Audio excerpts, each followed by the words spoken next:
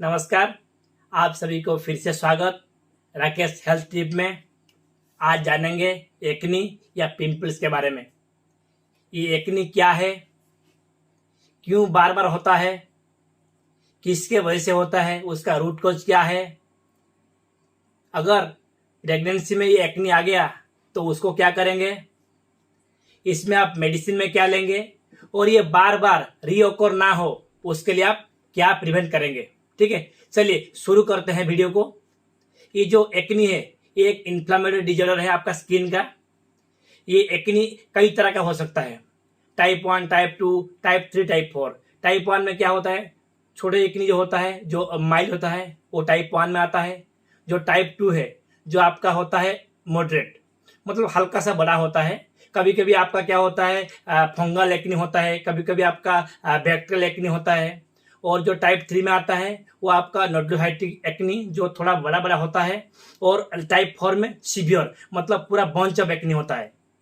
ये जो एक्नी है क्यों होता है, देखिए ये पहले चलते हैं आपका हेयर फॉलिकल के लिए। जो आपका हेयर फॉलिकल है वो उसमें आपका जो सेबासियस ग्लैंड है, जो उसमें सेबम निकलता है। सेबम क्या है, सेबम एक ऑयली सब्सटेंसेस है जो आपको हेयर को नरिश करता है। ठीक है, तो ये जो ऑयल आपका दिन भर निकलता है, जो आपका मान लीजिए कि आपका पोर्स मान लीजिए कि बंद हो जाता है due to excessive growth of sebaceous gland से पोर निकलता है एक्सेसिव। तो ये क्या करता है, आपको वहां जो ऑयल है पोर बंद होने की वजह से वहां पे जमा होता है।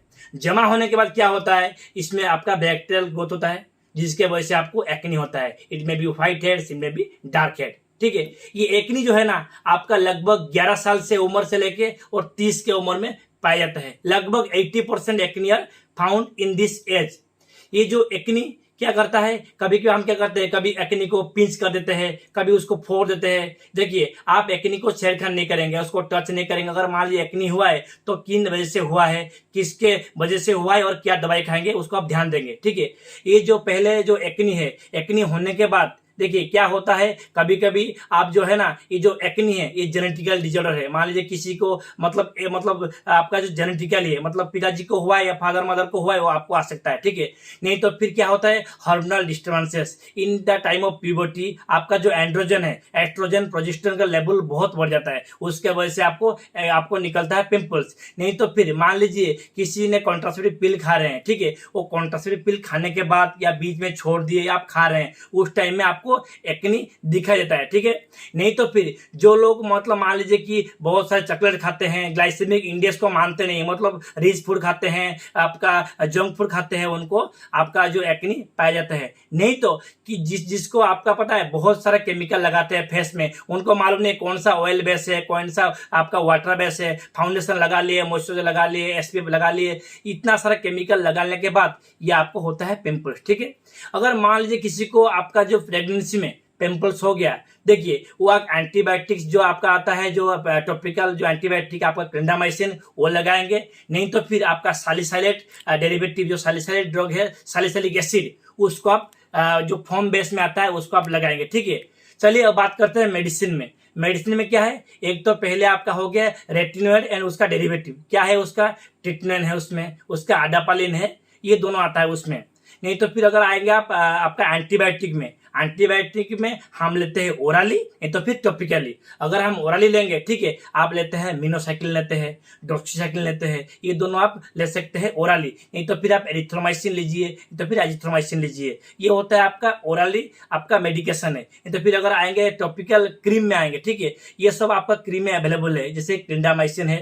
अगर मिक्स में लेंगे तो क्लिंडामाइसिन के साथ में आपका अडापालिन है, नहीं तो फिर आपका एरिथ्रोमाइसिन बेंजाइल पेरोक्साइड है। नहीं तो फिर बेंजाइल पेरोक्साइड आप प्लेन ले सकते हैं, उसका 2.5 में है, उसका 5 में है और उसका मोर स्ट्रेंथ में है। ठीक है, नहीं तो अगर आप आएंगे तो आपका वो जो एंटीबायोटिक हो गया, ठीक है, अगर आएंगे आप सैलिसिलिक एसिड में, ठीक है, आपका सैलिसिलिक एसिड में आपका सैलिसिलिक एसिड क्रीम मिल जाएगा। नहीं तो फिर आपका उसका फोम बेस आपका फेस वॉश मिल जाएगा। ठीक है, ये जो सैलिसिलिक एसिड का यूज है ना, उसको आप आराम से करेंगे। अगर मान लीजिए कि सैलिसिलिक एसिड का आप रब कर दिया तो उसमें ड्राई हो सकता है, आपका पिंपल्स में आपको ड्राइनेस होगा, आपको इरिटेशन होगा। नहीं तो फिर एजिलिक एसिड का हो सकता है 20% यूज करते हैं। ठीक है, अगर इन सब चीजों में आपको नहीं हो रहा है आपका पिंपल क्योर, ठीक है। तो आप आएंगे आपका ट्रीटमेंट, ठीक है, आपका जो आइसोट्रिटनेन है। आइसोट्रिटनेन क्या है? ये आपका विटामिन ए डेरिवेटिव है। ये आपका 10 mg और 20 mg में आता है। लेकिन ध्यान रखेंगे ये प्रेगनेंसी के दौरान, मान लीजिए कि प्रेगनेंसी के मतलब आप प्लानिंग कर रहे हैं या प्रेगनेंसी के टाइम में आप इसको नहीं खा पाएंगे, ठीक है। अगर ये सब चीजें आपको क्या है, आपका एक प्रॉपर डर्माटोलॉजिस्ट को कंसल्ट करके आपको लेना पड़ेगा, ठीक है। ये जो एक्नी है कभी कभी आपका हो जाता है आपका फोरहेड में, ठीक है, कभी कभी फेस पे, कभी कभी आपका अपर चेस्ट पे, कभी आपका बैक साइड में, कभी शोल्डर पे, ये सब जो स्थान में आपका एक्नी पाए जाते हैं, ठीक है। लेकिन ये जो एक्नी हो गया उसका मेडिकेशन हो गया, लेकिन ये एक्नी आपको बार बार रिओकर ना हो उसके लिए आप क्या करेंगे, ठीक है। इसको आप ध्यान देंगे और ध्यान से सुनिए, ठीक है। पहले तो है आपको जब भी आप बाहर जाते हैं कि आते हैं, ठीक है, दिन में 1-2 बार ऐसे आपको फेस को रिंस करना है ऐसे प्लेन वाटर से, ठीक है, ताकि इसमें क्या होगा, जो डेड सेल्स है, जो आपका पोर बंद हो गया, जो क्लॉग्ड पोर है, ठीक है, वो पोर खोल जाता है ताकि वो आपको एक्नी आपको ना निकले, ठीक है। नहीं तो अगर मान लीजिए आपने मेकअप लिया है, ठीक है, जब मेकअप लिए तो रात को आप पूरा मेकअप उतार देंगे, नहीं तो फिर अगर ऐसे मेकअप लाके सो गए तो आपका जो पोर्स है वो बंद हो जाएगा।